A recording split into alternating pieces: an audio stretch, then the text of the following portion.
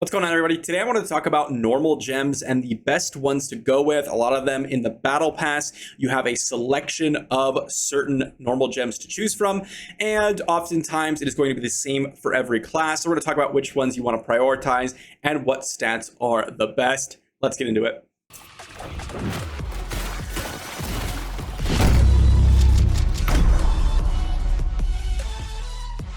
So we have 6 gems to choose from. We have the Tourmalines, we have the Rubies, we have the Citrines, we have the Topaz, Sapphires, and Aquamarines. Now, I would recommend anyone that has marketable gems, if you're a low spender or free to play, go ahead and save them and try to sell them on the market in order for you to get valuable legendary gems. But if we're going to choose which ones are the best, we need to talk about what the stats do. Now, damage and life are very, very simplistic. They just give you more damage and life. Damage will affect your skill damage, your basic attack damage, all that stuff. And then life will just give you extra life. Very, very simplistic stats. But the more difficult ones are the difference of stats, is what I would call them. And then it's going to be potency, resistance, armor penetration, and armor. Now, in order to understand which ones are the better ones, we need to understand the stats themselves. And these ones kind of go a little bit more in depth. But the basic thing you need to understand is that they have very heavy diminishing returns, meaning the more you have, the less value you actually get out of them, or the vastly lower amount that you have the opponent, the less value your opponent's getting out of them. Now, it's very, very important to note that it only ever matters if you're able to get relatively close or relatively a little bit more than your opponent. Because as you can see here, it says your armor is 125 lower. That means that I need to always compare my armor to the opponent's armor. It doesn't matter how much armor I have. If your opponent has way more, then it doesn't matter. So these are especially armor penetration, armor, and all that stuff is whale stats, meaning if you're in PvP and you're fighting a whale, there's no way that your armor penetration, potency will matter at all. If we just compare it to someone who actually has 5,000 resonance, let's go ahead and go to the challenge rifts and go to John's Souls here.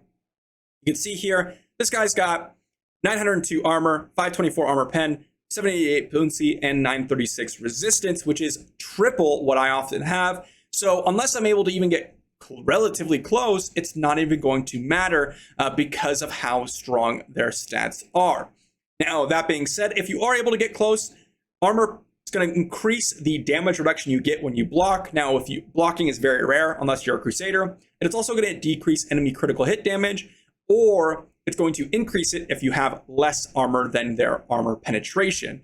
Then we have armor penetration, which completely ignores enemy armor. And the more armor penetration that you have than the enemy's armor, the more critical hit damage you're going to do. So very, very nice. Then we have potency. Potency is going to go ahead and increase the duration of all harmful effects. Again, it depends on the enemy's resistance. So if you have more potency than their resistance, you'll increase your durations by X amount.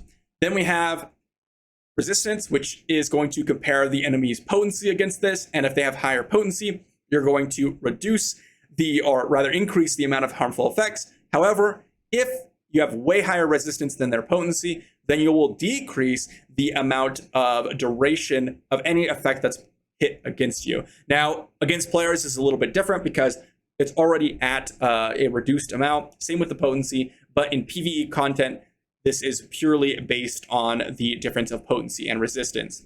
So those are the 4 stats. Really what you're looking at is armor is going to increase your survivability. Armor penetration is going to increase your damage when you crit. Potency is going to increase your harmful effect duration. And resistance is going to decrease the harmful effect duration. So based on that, let's go back into the gems here and talk about them. So first one, I want to talk about the Aquamarine. This one's going to be the one that gives you armor. Now, armor is pretty solid in this game, but I would say that it's really only exceptional for Crusaders. And the reason for this is Crusaders have a basic ability allowing you to increase your block chance, therefore increasing the value of your armor. And so I would put this, honestly, at next to the worst gem to upgrade in the game because it's so inconsistent and prevents you from really getting a consistent value out of it. If you have a ton of armor, it's going to increase or decrease the damage that you're taking and also decrease the enemy's critical hit damage. But if you're in, PvE content, the enemies aren't going to crit you almost ever. And if you're in PvP content, unless you're a whale, it's not going to matter. And even if it does, it's not super impactful to reduce critical hit damage because, again, not a lot of people are going to be critting you all that often.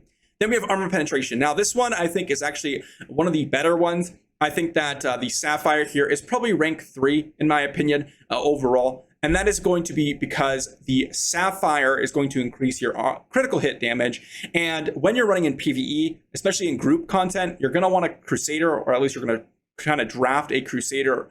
That means that you're going to crit all the time. Increasing your critical hit damage is going to give you consistent value in those dungeon runs.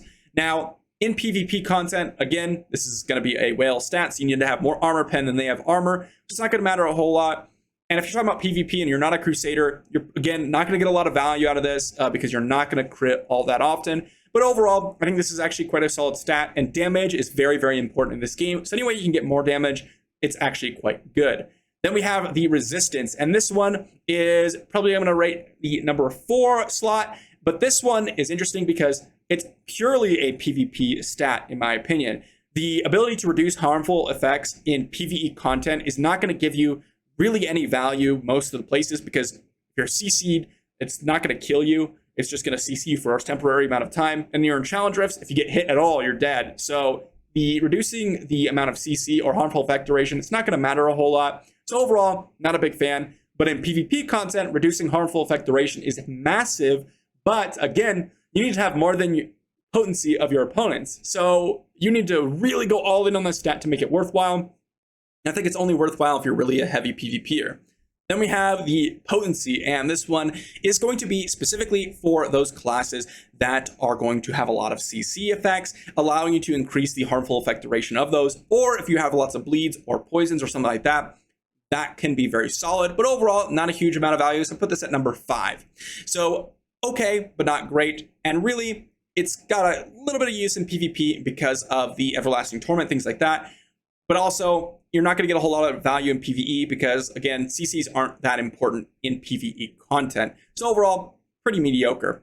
Then we have the top 2, in my opinion. We have life and damage. Now, I think the Ruby here is going to be at number 2 best normal gem. And that is because the life here is just going to give you a flat value. There's no diminishing returns for this. Realistically, you're going to get the same value of 80 life. In fact, the more often you get later on in the game, the more valuable your life is due to your skills and due to your health pool being able to kind of support multiple rounds of your skills.